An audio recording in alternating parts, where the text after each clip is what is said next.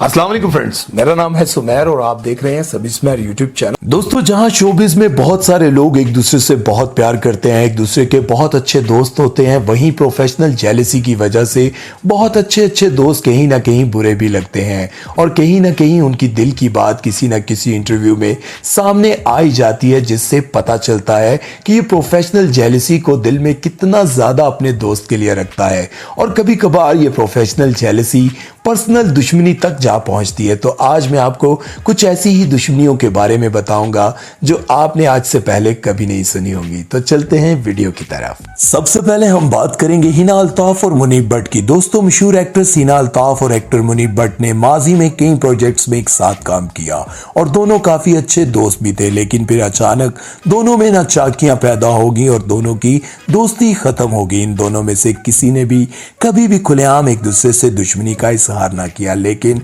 मुख्तलिफ इंटरव्यूज में वो दबे अल्फाज में मजाक में एक दूसरे को रगड़ जाते थे। फिर इनकी एक किस्म की जंग छिड़ पड़ी। जंग का आगाज तब हुआ जब एक शो में मुनीब भट्ट और इनकी जोजा से ये पूछा गया कि सबसे बुरी एक्ट्रेस कौन है, तो इनकी जोजा ने जवाब दिया हिना अल्ताफ। कि इनमें से किसको अभी एक्टिंग क्लासेस लेने की जरूरत है? इकरा अजीज, सबूर अली, हिना अल्ताफ। हिना अल्ताफ वो आपके ख्याल में नहीं अच्छी एक्ट्रेस? इकरा ज्यादा बेहतर। फिर कुछ अरसे बाद एक दूसरे शो पर जब यही सवाल हिना से किया गया तो इन्होंने कहा मुनीब भट्ट, और साथ ये भी गिला किया कि मुनीब ने मुझे अपनी शादी पर भी नहीं बुलाया, जिसका मुझे बहुत दुख है। ऐसा कौन सा एक्टर है जिसको एक्टिंग नहीं आती मगर भरम पूरे देता है 100 रुपए के? मुझे लगता है मुनीब भट्ट। आपको पता है सारी दुनिया उस शादी में गई हुई थी और मैं उस शादी में नहीं गई हुई थी। मैंने कहा यार वलीमे में तो बंदा बुला।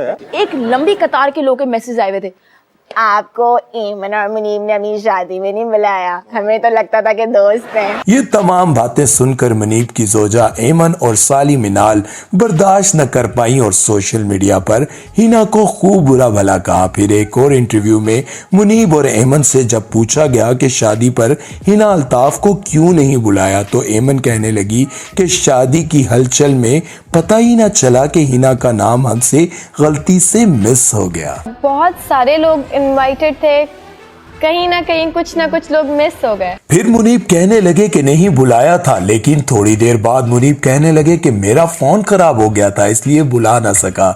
मुझे अच्छी तरीके से याद है, मैंने हिना को इनवाइट किया था। वलीमे से एक दिन पहले मेरा फोन खराब हो गया।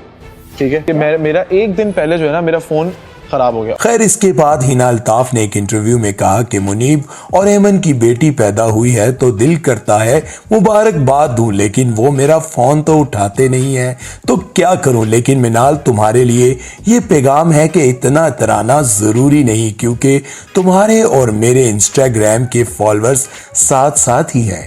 मिनाल, मेरे और तुम्हारे फॉलोअर्स टक्कर पे ही हैं, हम साथ साथ ही हैं। नेक्स्ट है हुमायमा मलिक और आयशा खान। दोस्तों, जिस दौर में हुमायमा मलिक और आयशा खान का पाकिस्तानी ड्रामों में डंका बजता था, तब इन दोनों के दरमियान प्रोफेशनल जेलसी बहुत थी और इसी जेलसी की वजह से वो आज तक एक दूसरे की दुश्मन है और इस बात के सबूत हमें मुख्तलिफ इंटरव्यूज में मिल जाते हैं। एक शो पर जब हुमायमा मलिक से पूछा गया कि सबसे ज्यादा ओवररेटेड एक्ट्रेस कौन है, तो इन्होंने कहा आयशा खान। एक एक्ट्रेस जो आपके ख्याल में 2016 में बहुत ज्यादा ओवररेटेड थी?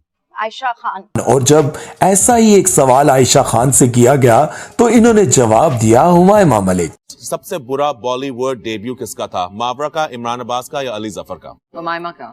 मावरा तो वो तो हाँ, मैंने मावरा का, इमरान का और अली जफर का, सबसे बुरा उसका था। अच्छा।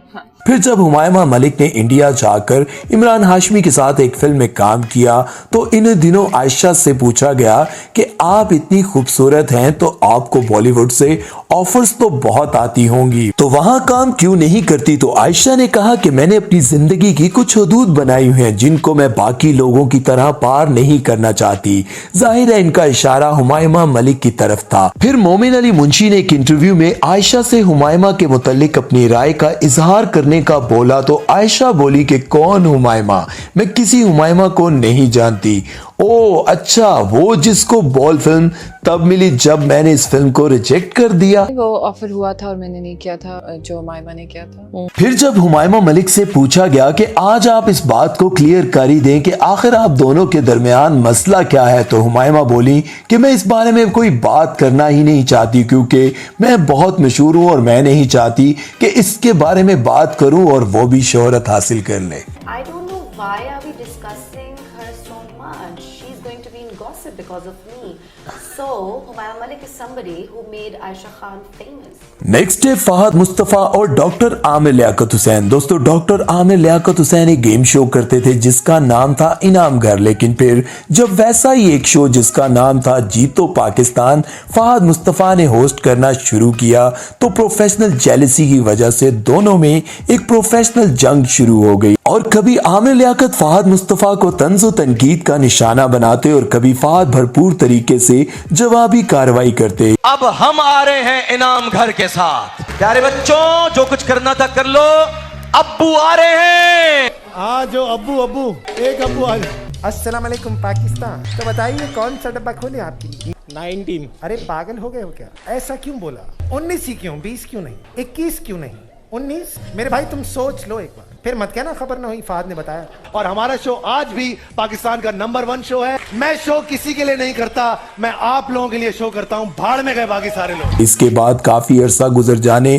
के बाद लोगों को लगा कि अब मामला ठंडा हो गया है और दोनों में आपस में सुलह हो गई है, लेकिन अभी रिसेंटली आमिर लियाकत ने एक और फायर फहद मुस्तफा की तरफ फेंकते हुए कहा कि अवार्ड शो में मेरे साथ होस्टिंग के शोबे में 2 और लोग नॉमिनेट थे और जिसको अवार्ड मिला इसने तो कभी होस्टिंग की ही नहीं। कैटेगरी थी होस्टिंग में 3 नाम थे और मेरा भी नाम था।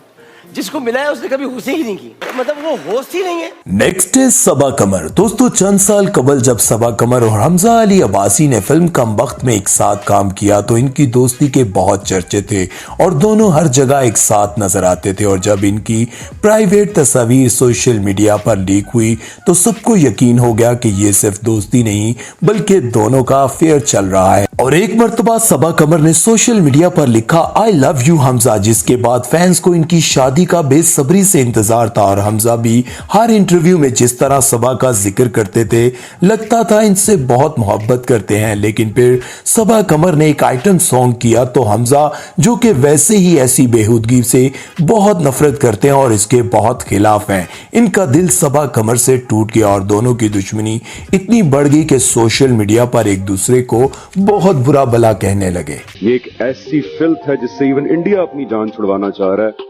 वो मुआशरा बर्बाद हो गया इसकी वजह से। अल्लाह का वास्ता आइटम नंबर्स ना करें, ये गंद है। और यहाँ तक कि सबा ने तो हमजा को एक दिन मर्दों की मीरा भी कह दिया। इसके बाद जब एक इंटरव्यू में सबा से हमजा से दोस्ती टूटने के बारे में पूछा तो इन्होंने साफ जवाब दे दिया कि हमारे बीच कभी कोई दोस्ती नहीं थी, हमने बस एक दूसरे के साथ काम किया था, आप सबको कोई गलत फहमी हुई होगी। और जब इनसे आई लव यू हमजा वाली पोस्ट के बारे में पूछा गया तो इन्होंने कहा कि वो तो शरारतन हमजा ने खुद ही मेरे अकाउंट से लिखा था, मैंने तो वो कभी भी नहीं लिखा था। लेकिन अब चूंकि इज्जत पे बात आ गई मुझे बता देना चाहिए। मेरा फेसबुक खुला हुआ था, सो हमजा ने मुझे कहा कि मैं कुछ लिख लूं मेरे पेज से, मेरे एफपी की पेज से अपने पेज पे कुछ लिख लूं। मैंने कहा लिख लो। जनाब ने वो एक स्टेटमेंट जो मेरी तरफ से अपने पेज पे लिखी, I love you Hamza.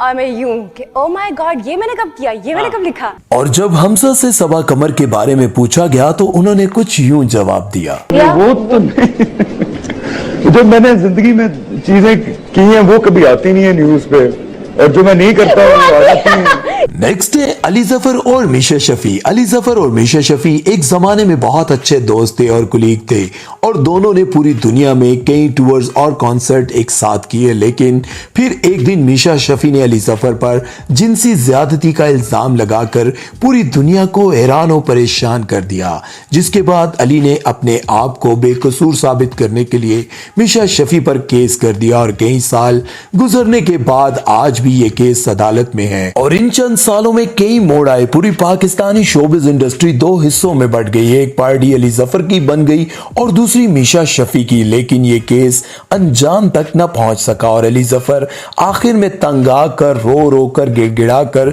Misha Shafi से कहने लगे, खुदा का वास्ता है इस खेल को खत्म करो, मैं बेकसूर हूं, ये पूरी दुनिया को बता दो, मेरी फैमिली लाइफ बहुत बर्बाद हो रही है। ताकि मेरा बिल्कुल करियर खत्म हो जाए, मैं खत्म हो जाऊं। मैं आपको बताऊं, ये जो इंसान की मर्द के ऊपर, ये किसी भी मर्द या औरत के ऊपर जब कोई इस तरह की एलिगेशन लगती है, ये उसको तबाह कर सकती है। मैं साफ साफ कहना चाहता हूं कि मुझ पे ये इल्ज़ाम गलत है। मैं ये वाज़ेह कर दूं कि मेरी मौत मेरे जुर्म का एतराफ़ नहीं, बल्कि इसके बरक्स मेरी बेगुनाही का सबूत। सही। दोस्तों, ये थी वो लड़ाइयां जो प्रोफेशनल जेलसी से शुरू हुई और पर्सनल लाइफ तक जा पहुंची। लेकिन जिंदगी में याद रखें, जब भी कभी आप किसी के साथ प्रोफेशनल जेलसी रखते हैं तो उससे आपको बूस्ट मिलता है। आप कोशिश करते हैं कि मैं उससे कुछ बेहतर करके दिखाऊं, लेकिन जब आप इस प्रोफेशनल जेलसी की हद को क्रॉस करके उसकी पर्सनल लाइफ से जलने लग जाते हैं, उसके उठने बैठने, खाने पीने और उसके रहन सहन और घूमने फिरने, दोस्तों यारों से भी जलने लग जाते हैं, तो याद रखें आप उसका नहीं बल्कि अपना नुकसान करते हैं और अपनी जिंदगी के मकासद को भूलकर सिर्फ उसको बर्बाद करने की कोशिश करते हैं। आखिरकार वो तो कहीं ना कहीं पहुंच जाता है, लेकिन आप अपनी जिंदगी को बर्बाद कर बैठते हैं। इसलिए याद रखें कि प्रोफेशनल जेलसी से ज्यादा आगे बढ़ने की कोशिश मत करें, वरना इससे आपका खुद का नुकसान बहुत ज्यादा होगा। अपना बहुत सारा ख्याल रखिएगा और सुमैर चौधरी को दीजिए इजाजत। अल्लाह हाफिज।